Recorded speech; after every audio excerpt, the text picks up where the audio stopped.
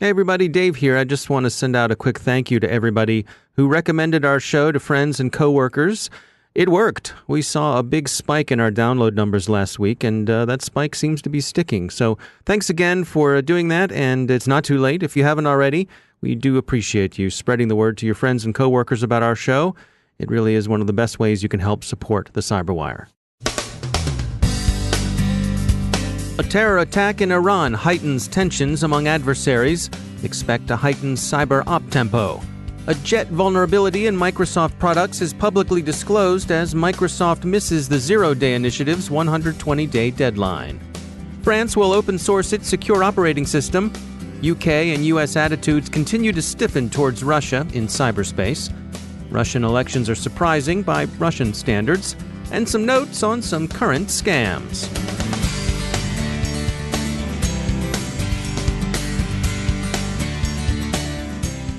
It's time for a message from our sponsor, Recorded Future. You've heard of Recorded Future. They're the real-time threat intelligence company. Their patented technology continuously analyzes the entire web to give InfoSec analysts unmatched insight into emerging threats. We subscribe to and read their Cyber Daily. They do some of the heavy lifting in collection and analysis that frees you to make the best-informed decisions possible for your organization. Sign up for the Cyber Daily email, and every day you'll receive the top results for trending technical indicators that are crossing the web, cyber news, targeted industries, threat actors, exploited vulnerabilities, malware, suspicious IP addresses, and much more. Subscribe today and stay ahead of the cyber attacks. Go to recordedfuture.com/intel and subscribe for free threat intelligence updates from Recorded Future. It's timely, it's solid, and the price is right. It's recordedfuture.com/intel, and we thank Recorded Future for sponsoring our show. Major funding for the CyberWire podcast is provided by Cylance. From the CyberWire studios at Data Tribe, I'm Dave Bittner with your CyberWire summary for Monday, September 24th, 2018. Saturday's terrorist attack on a military parade in the Iranian city of Avaz killed at least 29. 12 members of the Revolutionary Guard and 17 civilian spectators, including children and the elderly. Avaz is in Khuzestan, a province on the Iraqi border with a large ethnic Arab population. That Arab population is to a significant extent Sunni, which is a source of religious difference with the Shiite Islamic Republic. Responsibility for the murders has, according to various reports, been claimed by several groups, including ISIS and the Avaz National Resistance, which is an Arab opposition group that operates a television station from its expatriate perch in London. ISIS has distributed video through its Amaq news outlet that purports to show the attackers, but there have been no reports of any of the attackers, some of whom are thought to have been taken alive by Iranian authorities, claiming allegiance to ISIS. Tehran attributes the attack to the separatist Patriotic Arab Democratic Movement in Awaz, which on its website has denied any involvement in the attacks. But the Islamic Republic places ultimate blame on the U.S., the UK, and the Arab Gulf states, especially Saudi Arabia, whom Tehran considers U.S. and UK clients. The U.S. has dismissed all Iranian claims of involvement. Tensions have been high in any case over renewed U.S. economic sanctions, suspicion of Iran's nuclear and missile programs, the ongoing civil war in Syria, and increased Iranian involvement in offensive cyber operations. Iran has promised vengeance for the terror attack, and it's received expressions of support from such sympathetic parties as the Assad regime in Syria and the Hezbollah. Renewed cyber conflict, and at a heightened operational tempo, may be expected. The Zero-Day Initiative at the end of last week reported a vulnerability in the Microsoft Jet database engine. It's said to affect all versions of Windows. Trend Micro, which discovered the issue, disclosed it to Microsoft. The Zero-Day Initiative has gone public with a disclosure because 120 days have elapsed since Redmond was notified. The vulnerability, according to the Zero-Day Initiative, is an out-of-bounds write issue that could be used to, quote, execute code under the context of the current process, end quote. Exploitation would require user interaction. You'd have to open a malicious file. The Jet database engine is bundled with Windows. Several Microsoft products use it, among them Microsoft Office. The register says that Zero Patches promised to offer its own fix. Zero Patch has been tweeting about the vulnerability. There's no patch yet from Microsoft. Many hope to see one on October's Patch Tuesday. It's believed Redmond is working on one. ANSSI, France's National Information Security Agency, is asking outsiders to contribute to the development of ClipOS, ANSSI's Linux-based security-optimized operating system. The decision to open source an operating system intended to be secure by design is interesting and will bear watching. Tough talk about Russian cyber operations and the prospect of Western retaliation has been emerging from both the U.S. and the U.K. The recently published U.S. cyber strategy continues to receive both high marks from observers and press headlines like Security Week's U.S. takes off the gloves in global cyber wars, or foreign policies. Trump has a new weapon to cause the cyber mayhem. It's not quite unleash the Kraken, but the strategy is an assertive evolution of past U.S. policy. In the U.K., The Telegraph reports that former MI5 Director General Dame Stella Rimington told a conference that Britain should respond to Russia by meeting aggression with a certain degree of aggression. Rimington led MI5, the domestic counterintelligence service, from 1992 to 96. Russian regional elections appear not to have gone entirely as Moscow would have wished. The contests in the country's 85 regions are not usually expected to turn up results other than those the Kremlin desires. In this case, several of the elections were more hotly contested than is normal. 2 incumbent regional governors lost, by which Russian standards is surprising to say the least. The outcome is thought by Radio Free Europe, Radio Liberty, and others to have been sparked by widespread dissatisfaction with recent revisions to the national pension system that would have required workers to delay retirement. Thus, pensions would appear to be a third rail of Russian politics, as Social Security is said to be the third rail of American politics. It should go without saying, but unfortunately it does not, that U.S. federal tax, investigation, or law enforcement organizations will not telephone to ask you to pay a fine with your credit card, which they'll be happy to take on the spot for your convenience.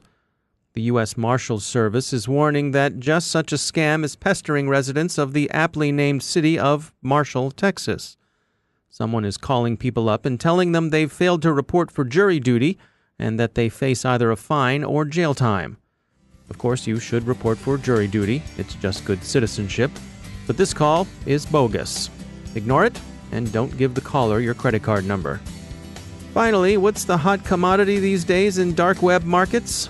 Stolen frequent flyer miles, that's what. Please don't be a buyer.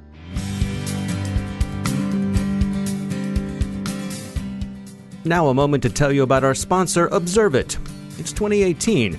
Traditional data loss prevention tools aren't cutting it anymore. They're too difficult to deploy, too time-consuming to maintain, and too heavy on the endpoint.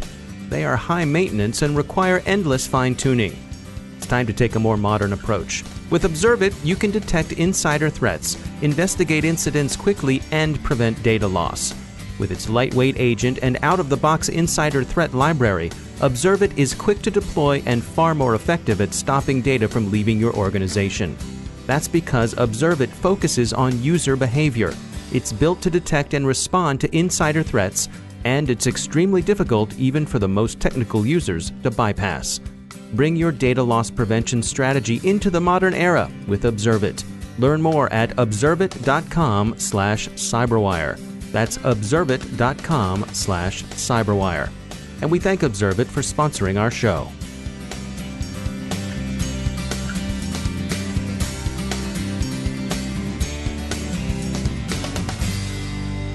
And I'm pleased to be joined once again by Ben Yelin. He's a senior law and policy analyst at the University of Maryland Center for Health and Homeland Security. Ben, welcome back. We had an interesting article come by. This is from Ars Technica. Sarus Farivar, who's been a guest on our show before. He wrote this article. The title is Cheese Danish Shipping, Warrantless GPS Trackers, and a Border Doctrine Challenge. What's going on here? I could not write a drama with a storyline this compelling, and I don't think any of our best writers could do so. So basically, the FBI started investigating a suspected drug trafficker and was following this tracker's vehicle when they crossed the border in Southern California, the Mexican border in 2016. And the smugglers were using the shield of a Starbucks vehicle, claiming that they were shipping cheese danishes to Starbucks locations throughout Southern California. Mm-hmm. In fact, this was a drug smuggling operation. The FBI, based on investigative work they had done, suspected that it was a drug smuggling operation.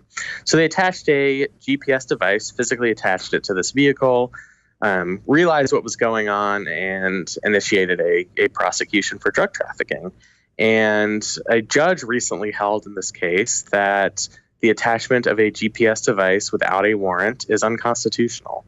And it's an interesting case because there are sort of two competing legal concepts here. On the one side, the Supreme Court has held that you generally do not need a warrant to conduct searches at the border. That is what we call a special needs apart from the normal criminal investigatory process we associate with law enforcement. Basically, we want to be able to check people's stuff at the border because we want to make sure we're not letting in bad people who are bringing in unsafe things. Right. Then there's the separate doctrine that comes out of the United States v. Jones case. And in that case, the Supreme Court held that it is unconstitutional to physically attach a GPS device to a vehicle without a warrant. And that's what happened here. And I think this judge's rationalization was this no longer became a simple border search because the surveillance was pervasive, going far beyond the border. They were tracking this vehicle as it made its way from the Mexican border all the way through Los Angeles. So if you have sort of two competing legal doctrines here, I think the Jones doctrine of disallowing the warrantless attachment of a GPS device is more compelling in this particular case. And so the FBI was, I suppose, trying to make the case that because they attach this GPS tracker at the border, that the border exemption would take place here. Yeah, and that's something that I think will make it up through our court system because I don't think this particular scenario is one the Supreme Court has directly addressed. I think the border exception to the warrant requirement was for physical searches at the border. Doing warrantless searches of people's cellular devices, that's obviously been a controversial issue, but checking people's suitcases. Again, this is part of a special needs exception for our national security. But, I can understand the reasoning in this case. How far is that exception going to extend? Could you attach a GPS device, some sort of tracking device on a person and follow that person the rest of his life or her life just because that person happened to cross the border? Or a listening device. I think that would be, I think all of us would consider that a major invasion of privacy. So I think because this wasn't a traditional border search, I think the border search exception was not well applied in this case. Now, is there, in the eyes of the law, is there a fundamental difference between a search and tracking? Are those different things, or does something like a GPS tracker fall into the Fourth Amendment definition of searching? So it's actually a very interesting case. Everybody sort of assumed in the last 40 years that the court had moved away from a physical trespass standard for determining whether there was a search. So up until the 1960s, there wasn't really a Fourth Amendment search in our legal system unless somebody physically trespassed on your property, usually law enforcement. That changed in a decision called Katz v. United States, where the court held that it wasn't simply a physical invasion that would cause a search, but rather a violation of a person's reasonable expectation of privacy.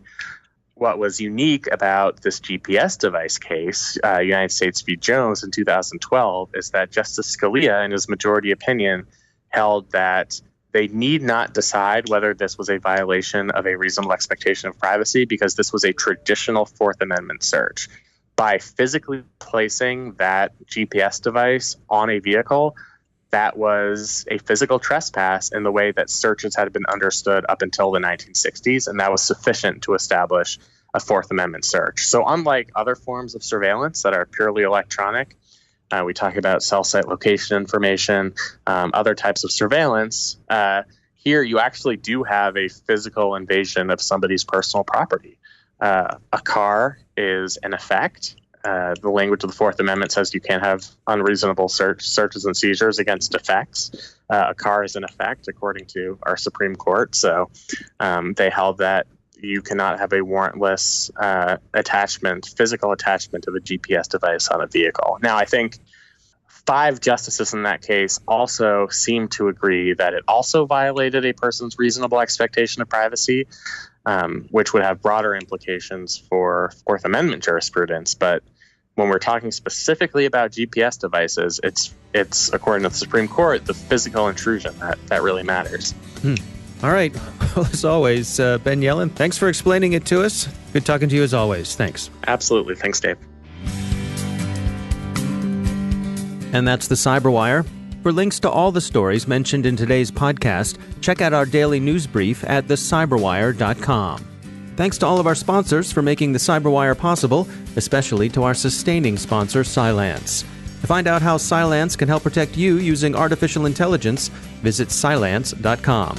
And Cylance is not just a sponsor, we actually use their products to help protect our systems here at the CyberWire. And thanks to our supporting sponsor, VMware, creators of Workspace ONE Intelligence. Learn more at vmware.com. The CyberWire podcast is proudly produced in Maryland out of the startup studios of Data Tribe, where they're co-building the next generation of cybersecurity teams and technology. Our CyberWire editor is John Petrick, social media editor Jennifer Iben, technical editor Chris Russell, executive editor Peter Kilpie, and I'm Dave Bittner. Thanks for listening.